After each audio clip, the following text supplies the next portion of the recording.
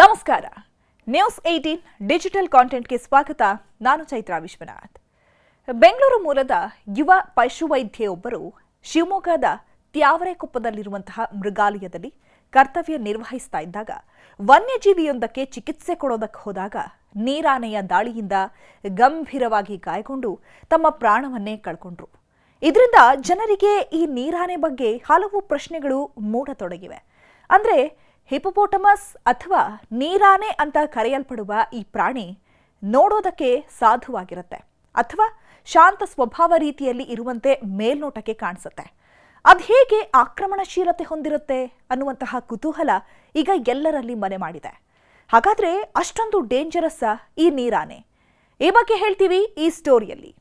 ಹೌದು, ಡಾಕ್ಟರ್ ಸಮೀಕ್ಷಾ ರೆಡ್ಡಿ ಗರ್ಭಿಣಿ ನೀರಾನೆಯ ದೇಹದ ಉಷ್ಣತೆಯನ್ನ ಥರ್ಮಲ್ ಕ್ಯಾಮೆರಾ ಮೂಲಕ ಪರೀಕ್ಷಿಸಲು ಅದರ ಆವರಣದ ಒಳಗೆ ಹೋದಾಗ ನೀರಾನೆ ಹಠಾತ್ ದಾಳಿ ಮಾಡಿ ಯುವ ಪಶುವೈದ್ಯೆ ಸಾವಿಗೀಡಾಗ್ತಾರೆ. ಆದರೆ ಈ ನೀರಾನೆ ನೋಡೋದಕ್ಕೆ ಸಾಧು ರೀತಿ ಕಾಣುತ್ತೆ. ಅಟ್ಯಾಕ್ ಮಾಡುವ ಸ್ವಭಾವ ಅಲ್ಲ ಅಂತ ಅಂದ್ಕೊಂಡವರೇ ಜಾಸ್ತಿ. ಆದರೆ ಇದು ಅತ್ಯಂತ ಅಪಾಯಕಾರಿ ಪ್ರಾಣಿ. ನೀರಾನೆಗಳು ಮೇಲ್ನೋಟಕ್ಕೆ ಸೋಮಾರಿಗಳಂತೆ ಕಾಣಿಸಿದ್ರು ಮತ್ತು ಸಾಧು ಪ್ರಾಣಿಗಳಂತೆ ಕಂಡ್ರು. ವಾಸ್ತವದಲ್ಲಿ ಅವು ಭೂಮಿಯ ಮೇಲಿನ ಅತ್ಯಂತ ಅಪಾಯಕಾರಿ ಸ್ತನಿಗಳಲ್ಲಿ ಒಂದಾಗಿದೆ. ಪ್ರಕೃತಿಯ ಅದ್ಭುತ ಸೃಷ್ಟಿಗಳಲ್ಲಿ ಒಂದಾದ ಹಿಪೋಪೋಟಮಸ್, ಕನ್ನಡದಲ್ಲಿ ನೀರಾನೆ ಅಂತ ಕರೆಯಲ್ಪಡುವ ಈ ಪ್ರಾಣಿ ನಮ್ಮ ಕಲ್ಪನೆಗಳಲ್ಲಿ ಶಾಂತ ಸ್ವಭಾವದ ಜೀವಿಯಂತೆ ಕಾಣುತ್ತೆ. ನೀರಿನಲ್ಲಿ ತೇಲುತ್ತಾ ನಿಧಾನವಾಗಿ ಚಲಿಸುವ ಅದರ ದೇಹ ಭಾಷೆ ಅದನ್ನ ನಿರಪಾಯ ಪ್ರಾಣಿಯಂತೆ ತೋರಿಸುತ್ತೆ. ಆದರೆ ಈ ಹೊರಗಿನ ಶಾಂತಿಯ ಹಿಂದೆ ಅಡಗಿರೋದು ಅಪಾರ ಶಕ್ತಿ ಮತ್ತು ಅಚ್ಚರಿಯ ಆಕ್ರಮಣಶೀಲತೆ ಎಂಬ ಸತ್ಯವನ್ನ ನಾವು ಮರಿಬಾರದು. ನೀರಾನೆಗಳು ಮುಖ್ಯವಾಗಿ ಆಫ್ರಿಕಾ ಖಂಡದ ನದಿಗಳು ಮತ್ತು ಕೆರೆಗಳಲ್ಲಿ ವಾಸ ಮಾಡ್ತವೆ.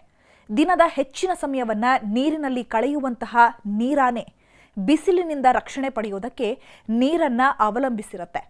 ರಾತ್ರಿ ವೇಳೆ ನೆಲಕ್ಕೆ ಬಂದು ಆಹಾರವನ್ನ ಹುಡುಕುವ ಈ ಪ್ರಾಣಿ ತನ್ನ ಜೀವನ ಚಕ್ರವನ್ನ ಪ್ರಕೃತಿಯೊಂದಿಗೆ ಸಮನ್ವಯಗೊಳಿಸಿಕೊಂಡಿದೆ. ಈ ರೀತಿಯ ಜೀವನ ಶೈಲಿ ಪರಿಸರದೊಂದಿಗೆ ಅದರ ಆಳವಾದ ಸಂಬಂಧವನ್ನ ತೋರಿಸುತ್ತೆ. ಆದರೆ ನೀರಾನೆಗಳನ್ನ ಸಾಧು ಪ್ರಾಣಿ ಅಂತ ಕರೆಯೋದು ಅತಿ ಸರಳೀಕರಣ.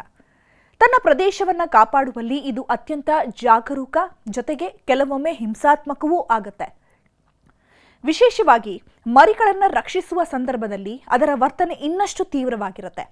ವಿಶ್ವದ ಹಲವೆಡೆ ಮಾನವರಿಗೆ ಸಂಭವಿಸಿರುವಂತಹ ದಾಳಿಗಳ ಹಿನ್ನೆಲೆ ನೀರಾನೆಗಳನ್ನು ಅತ್ಯಂತ ಅಪಾಯಕಾರಿ ಪ್ರಾಣಿಗಳ ಪಟ್ಟಿಗೂ ಕೂಡ ಸೇರಿಸಲಾಗುತ್ತೆ.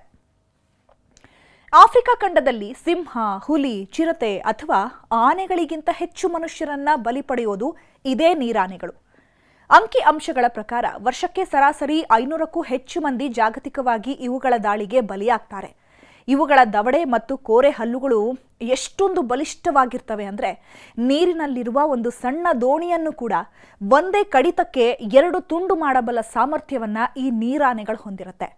ಭಾರೀ ಗಾತ್ರದ ದೇಹವಿದ್ರೂ ನೀರಾನೆಗಳು ಗಂಟೆಗೆ ಸುಮಾರು 30 ಕಿಲೋಮೀಟರ್ ವೇಗದಲ್ಲಿ ಓಡಬಲ್ಲವು. ಹೀಗಾಗಿ ಒಮ್ಮೆ ಇವು ಮನುಷ್ಯರನ್ನ ಅಟ್ಟಿಸ್ಕೊಂಡು ಬಂದ್ರೆ ಅವರಿಂದ ತಪ್ಪಿಸ್ಕೊಳ್ಳೋದು ಬಹುತೇಕ ಅಸಾಧ್ಯ ಅಂತ ಹೇಳ್ತಾರೆ ವನ್ಯಜೀವಿ ತಜ್ಞರು. ಇನ್ನು ಈ ನೀರಾನೆಯ ವಿಶಿಷ್ಟ ಗುಣಗಳನ್ನು ನೋಡ್ತಾ ಹೋಗೋಣ. ಆಕ್ರಮಣಶೀಲತೆಯ ಬಗ್ಗೆ ಹೇಳ್ತಾ ಹೋದ್ರೆ ಡಾಕ್ಟರ್ ಸಮೀಕ್ಷಾ ಅವರ ಮೇಲೆ ದಾಳಿ ಮಾಡಿದ ನೀರಾನೆ ಗರ್ಭಿಣಿ ಆಗಿತ್ತು ಅನ್ನೋದು ಈ ಘಟನೆಯಲ್ಲಿ ಗಮನಿಸಬೇಕಾದಂಥ ಅತ್ಯಂತ ಪ್ರಮುಖ ಅಂಶ. ನೀರಾನೆಗಳು ತಮ್ಮ ಪ್ರಾಂತ್ಯದ ಬಗ್ಗೆ, ವಿಶೇಷವಾಗಿ ನೀರಿನಲ್ಲಿರುವಾಗ ಅತಿ ಹೆಚ್ಚು ರಕ್ಷಣಾತ್ಮಕ ಭಾವನೆಯನ್ನ ಹೊಂದಿರುತ್ತೆ. ತಮ್ಮ ಜಾಗಕ್ಕೆ ಬೇರೆ ಪ್ರಾಣಿ ಅಥವಾ ಮನುಷ್ಯರು ಬಂದ್ರೆ ಅವು ತಕ್ಷಣವೇ ಆಕ್ರಮಣಕಾರಿ ಆಗುತ್ತೆ. ಅದರಲ್ಲೂ ಗರ್ಭಿಣಿ ಆಗಿರುವಂತಹ ಅಥವಾ ಮರಿಗಳಿದ್ದಾಗ ಹೆಣ್ಣು ನೀರಾನೆಗಳು ಆಕ್ರಮಣಶೀಲತೆ ನೂರ್ಮಡಿ ಆಗತ್ತೆ.